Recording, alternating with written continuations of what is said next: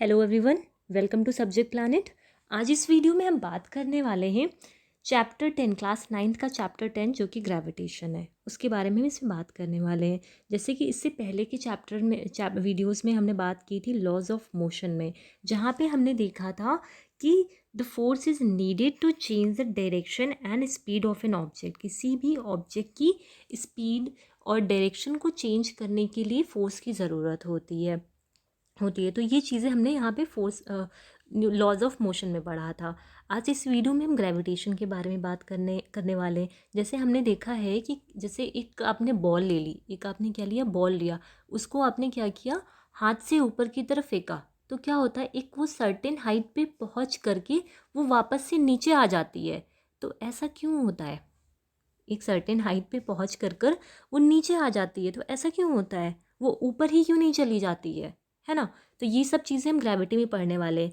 जितने भी प्लानट हैं जो सन के अराउंड घूमते हैं, मून है जो अर्थ की ओर चक्कर लगाती है, तो ये सब कैसे पॉसिबल होता है? तो ये सब चीज़ें हम कहाँ पे पढ़ने वाले हैं? ग्रेविटेशन में पढ़ने वाले हैं। ग्रेविटेशन हमारे यहाँ बहुत पहले से थी, लेकिन इसके बारे में हमें बताने वाले सर इसैक न्यूटन ने हैं। एक बार ऐसा हुआ, वो एक पेड़ के नीचे बैठे हुए थे और वहाँ पे क्या होता है कि एक एप्पल उनके सामने आके गिरता है।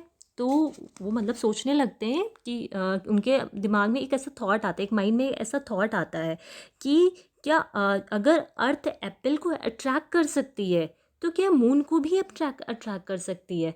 जब अर्थ एप्पल को अट्रैक्ट कर रही है तो उसमें कोई ना कोई फोर्स लग रहा है, तो क्या सेम फोर्स रिस्पॉन्सिबल होगी जब वो मून को भी अट्रैक्ट करेगी? दोनों ही फोर्सेस सेम है होंगी क्या? तो उन्होंने ऐसा सोचा और he argued that each point of its orbit the moon falls towards the earth instead of going off in a straight line, so it must be attracted by the earth. उनको कहने का मतलब था कि जो मून होता है वो अर्थ की चारों तरफ चक्कर लगाता है। उसका हर एक पॉइंट, जब अर्थ घूमता है तो हर एक पॉइंट अर्थ की तरफ ही होता है। लेकिन तो इसका मतलब यही है ना कि अर्थ क्या करता है, उसे अपनी तरफ अट्रैक्ट करता है, लेकिन वो हमें दिखाई नहीं देता है कि अर्थ की तरफ वो अट्रैक्ट हो रही है।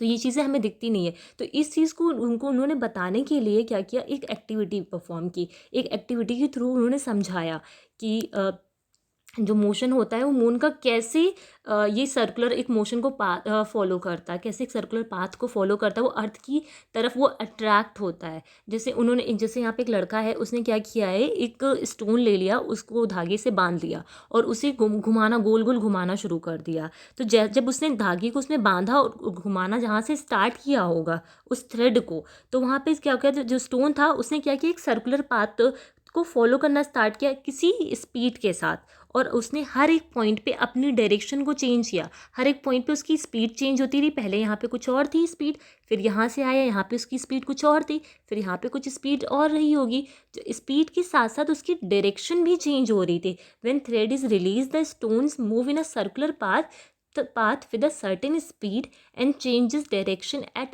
every point. This involves change in velocity और acceleration. जैसे जैसे उसकी डायरेक्शन चेंज हो रही थी, उसी के साथ साथ उसका वेलोसिटी और एक्सेलरेशन भी चेंज हो रहा था। The force that causes this acceleration and keeps the body moving along the circular path is acting towards the centre. कहने का मतलब है वो फोर्स जिसकी वजह से ये एक्सेलरेशन बार बार चेंज हो रहा था और बॉडी एक सर्कुलर पाथ को फॉलो कर पा रही थी, वो जो फोर्स था वो सेंटर की तरफ से फोर्स लग रहा था।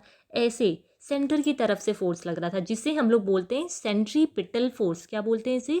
जिसे सेंट्रीपिटल फोर्स। एक सेंट्रीपिटल फोर्स था जो सेंटर की तरफ से इस थ्रेड पे लग रहा था, जिसकी वजह से ये गोल गोल ऐसे एक सर्कुलर पाथ को फॉलो कर पा रहा था। तो हम क्या कह सकते हैं कि सेंटर की तरफ से यहाँ से फोर्स लग रहा था। उस फोर्स का नाम है सेंट्रीपिटल फोर्स। क्या बोलते हैं उसको? Centripetal force. ये सेंट्रीपिटल जो फोर्स होता है वो सेंटर सीकिंग फोर्स होता है। अगर ऐसा होता, यहाँ पे ये फोर्स प्रेजेंट नहीं होता, यहाँ पे ये सेंट्रीपिटल फोर्स नहीं होता, तो उस केस में क्या होता? उस केस में क्या होता, ये एक सर्कुलर पाथ को ना फॉलो करके एक टेंजेंट बन जाता। जैसे ये ऐसे घूमता, उसके बाद ये क्या हो जाता, एक सीधे ऐसे चला जाता। तो ये क्या होता है, एक टेंजेंट। टेंजेंट वो होता है जो सर्कल के किसी एक पॉइंट को टच करता है। तो लेकिन ऐसा तो होता नहीं है। यहाँ पे क्या होता है, जो तो आपका जो थ्रेड होगा, जो धागा होगा जिसको वो लड़का घुमा रहा है, वो क्या करेगा, ऐसे ऐसे ऐसे एक सर्टेन स्पीड के साथ और वेलोसिटी के साथ अपनी डायरेक्शन को चेंज करता जाएगा, एक सर्कुलर पाथ को फॉलो करता रहेगा। तो वो होता है हमारा सेंट्रीपिटल फोर्स। तो यहाँ पे क्या सेंट्रीपिटल फोर्स वर्क कर रहा है। तो इसमें क्या कह सकते हैं, जो मोशन होता है मून का अर्थ के अराउंड, वो किसकी वजह से होता है, सेंट्रीपिटल फोर्स की वजह से होता है। वो सेंट्रीपिटल फोर्स की वजह से अर्थ क्या जो मून होता है वो अर्थ के चारों तरफ चक्कर लगाती है। ये एक फोर्स होता है, ये जो सेंट्रीपिटल फोर्स होता है वो क्या होता है, एक अट्रैक्शन फोर्स होता है जो अर्थ और मून के बीच में लग रहा होता है। अगर ये फोर्स प्रेजेंट नहीं होता, सपोज करो if there were no such force, यहाँ पे कोई फोर्स नहीं होता, तो the moon would pursue a uniform straight line motion. तो मून क्या करता, एक स्ट्रेट लाइन को फॉलो करता। जो पृथ्वी होती है, जो अर्थ होता है, उसकी चारों तरफ चक्कर नहीं लगाता। तो ये कंसेप्ट था कि ये न्यूटन ने बताया कंसेप्ट कि कैसे मून जो मोशन होता है मून का, वो कैसे होता है, ये चीज़ बताई। ऐसा देखा गया है, it is seen that the falling apple is attracted towards the earth। हम लोगों ने देखा है जो एप्पल होता है वो अट्रैक्ट करता है अर्थ की तरफ से। Does the Apple attract the अर्थ, मतलब क्या एप्पल भी अर्थ को अपनी तरफ अट्रैक्ट करता है, या फिर अर्थ ही एप्पल को अपनी तरफ अट्रैक्ट कर रही है। अगर according to third law of motion the apple does attract the earth, but यहाँ पे क्या है, अगर हम थर्ड लॉ की बात करें, जो न्यूटन ने अपना थर्ड लॉ दिया था, वहाँ पे क्या बोला था कि every action there is equal and there is equal reaction. ठीक है, जिधर जितना फोर्स इधर से लगेगा उतना ही फोर्स उधर से भी, every action there is reaction. ठीक है, तो वहाँ पे क्या था कि अगर थर्ड लॉ की बात से हम बात करें तो हाँ भाई, कि अर्थ अगर अट्रैक्ट कर रहा है तो एप्पल भी अर्थ को अपनी तरफ अट्रैक्ट कर रहा है। लेकिन जब हम सेकेंड लॉ की बात करते हैं, जहाँ पे मोमेंटम की बात करते हैं, F=ma की बात करते हैं, वहाँ पे हम देखते हैं जो एक्सेलरेशन होता है which is inversely proportional to the mass of an object. मतलब अगर एक्सेलरेशन बढ़ता है, इस इन्वर्सली का जो इन्वर्सली ये साइन जो है उसका मतलब ये होता है कि अगर एक्सेलरेशन बढ़ेगा तो मास जो होगा वो बॉडी का कम होता है। तो यहाँ पे क्या होता है, जो एप्पल का मास होता है वो बहुत कम होता है। ठीक है, the mass of an apple is negligibly small compare to that of the earth. जाहिर सी बात है अर्थ का मास बहुत ज़्यादा होगा, लेकिन जो मास होता है एप्पल का वो बहुत कम होता है, जिसकी वजह से we do not see the earth moving towards apple. हम ये देख ही नहीं पाते कि अर्थ भी मूव कर रही है एप्पल की तरफ। ठीक है, तो यहाँ पे क्या है, दोनों ही साइड से अट्रैक्शन है, एप्पल की तरफ से भी है और अर्थ की तरफ से भी है। In our solar system all the planet go around the sun, all the object in the universe attract each other. This force of attraction between the object is called the gravitational force। Gravitational force. ठीक है, अगर अपने solar system में देखें तो जितने भी planet हैं वो सन के चारों तरफ घूमते हैं। ऑब्जेक्ट जो भी हैं यूनिवर्स में वो सब क्या करते हैं, एक दूसरे को अट्रैक्ट कर सकते हैं। क्या कह सकते हैं हम लोग कि जो प्लानट हैं वो सन के अराउंड घूमते हैं, और खाली अर्थ और जो एप्पल होते हैं, अर्थ सिर्फ एप्पल और मून को ही नहीं अट्रैक्ट करती है, जितने भी यूनिवर्स में जितने भी ऑब्जेक्ट हैं उन सबको भी अट्रैक्ट करती है। उन सब के बीच में एक फोर्स लगता है, तो वो जो फोर्स लगता है जो एक दूसरे को अपनी तरफ पुल करते हैं, वो जो फोर्स होता है that is known as the gravitational force. तो वो फोर्स कौन सा होता है, ग्रेविटेशनल फोर्स वो होता है। ठीक, तो ये बात होगी हमारी ग्रेविटेशनल फोर्स की, सेंट्रीपिटल फोर्स की बात हो गई, और कैसे मून का मोशन होता है, मोशन ऑफ अ मून हम लोगों ने देख लिया। अब हम बात करते हैं यूनिवर्सल लॉ ऑफ ग्रेविटेशन की। यूनिवर्सल लॉ ऑफ ग्रेविटेशन में क्या होता है, एक हमारे पास फॉर्मूला निकल के आता है F=G capital M and small m upon d²। जो यहाँ पे G है वो क्या है, हमारा ग्रेविटेशनल कांस्टेंट है। कैपिटल M इस स्फेयर का मास है, स्मॉल m इस स्फेयर का मास है। दो बॉडीज़ हैं, ठीक है, दो बॉडीज़ हैं, एक का मास m है और एक का मास स्मॉल m है। उनके बीच का जो सेपरेशन है वो क्या है, d।